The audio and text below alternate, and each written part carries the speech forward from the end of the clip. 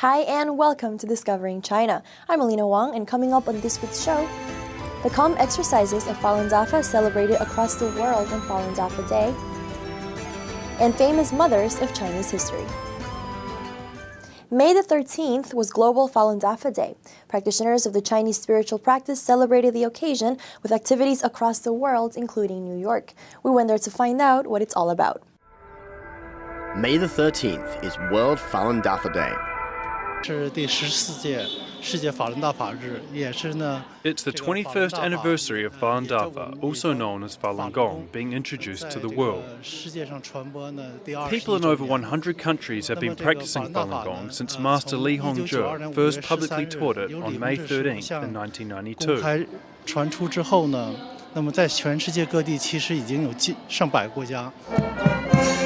As thousands around the world celebrate this day, Falun Gong practitioners in New York gather at Foley Square in downtown Manhattan. Software engineer Suman Srinivasan was one of hundreds who turned up to do the meditative exercises of Falun Gong in the park. He talks about how it all started for him in 2001.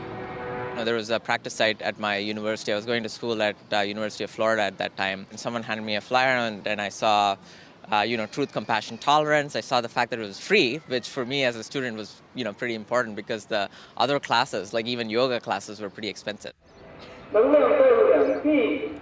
Falun Gong is an ancient meditation discipline with its roots in traditional Chinese culture. It's a practice for the overall improvement of mind, body, and spirit. When I first started, I was already looking at different things. I tried a bit of yoga. I, read the Bible. I was basically on a path of searching for a spiritual path. But when I read Falun Dafa, it really appealed to me, mostly because it was a combination of physical and mental, it focuses on physical, spiritual, and mental well-being. Falun Gong has been widely awarded in the West. Today we received letters of congratulation from the New York Senate and Congress to show their support and appreciation of Falun Gong and to acknowledge the benefits of the practice.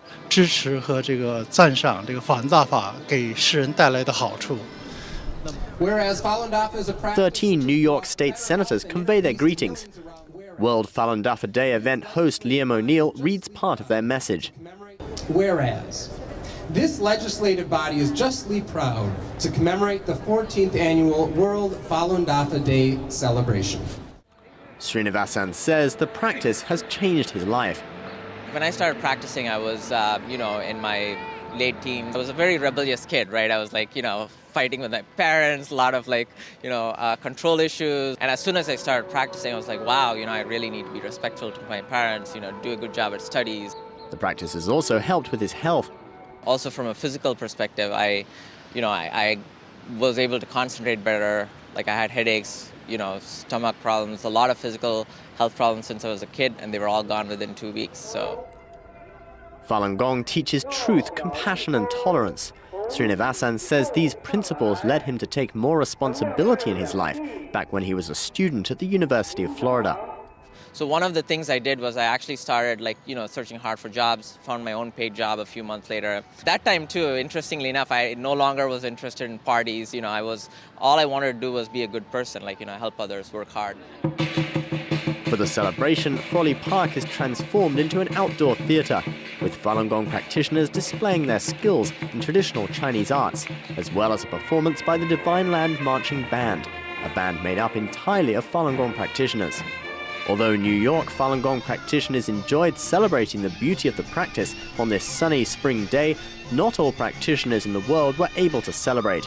In July 1999, the Chinese regime banned Falun Gong and has carried out more than a decade-long persecution of the practice.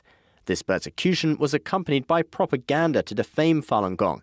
Falun Gong practitioners hope to dispel the misconceptions about their practice through the celebration activities.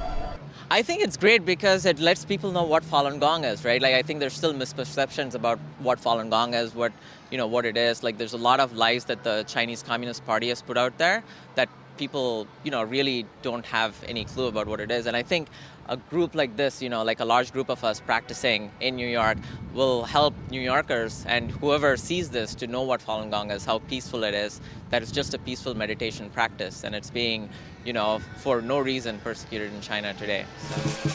World Falun Dafa Day falls on May 13th every year. Falun Gong practitioners continue to show the beauty of their practice to the world and call an end to the persecution in China. Last Sunday was Mother's Day. In praise of mothers and their influence in society, the 19th century American poet William Wallace once wrote, "The hand that rocks the cradle is the hand that rules the world." In this episode, we bring you the story of two famous mothers from ancient China. Yue Mu, the mother of the great general Yue Fei from the southern Song dynasty, and the mother of philosopher Mencius, who lived 3 centuries BC.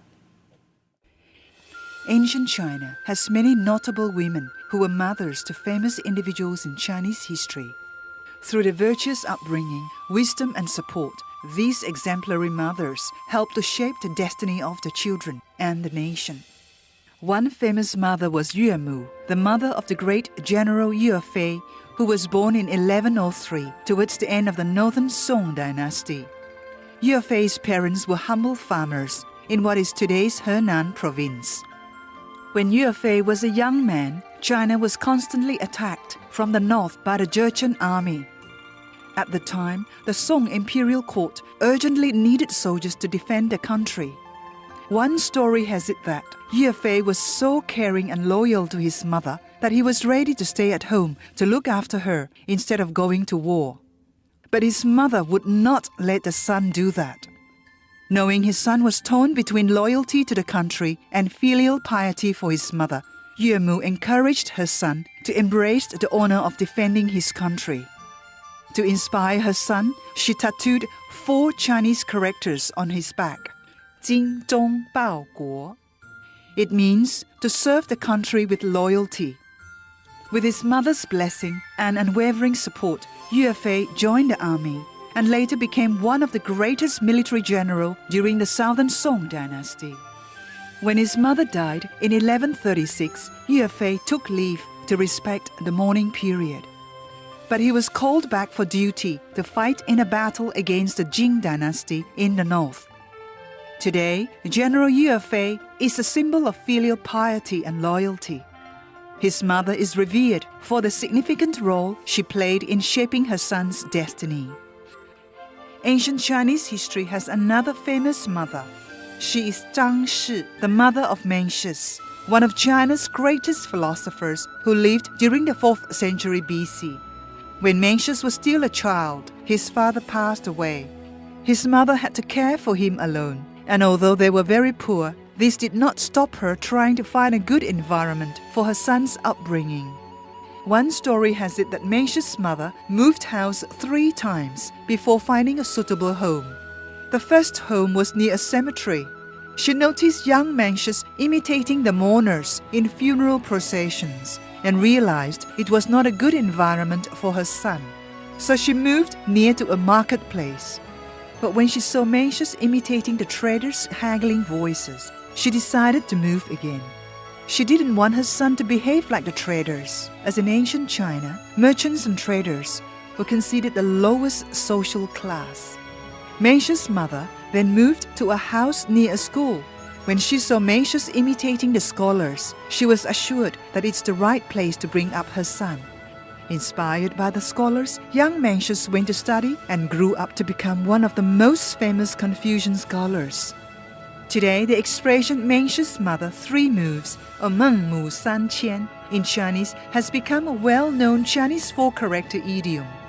It refers to the importance of having a good environment to bring up children.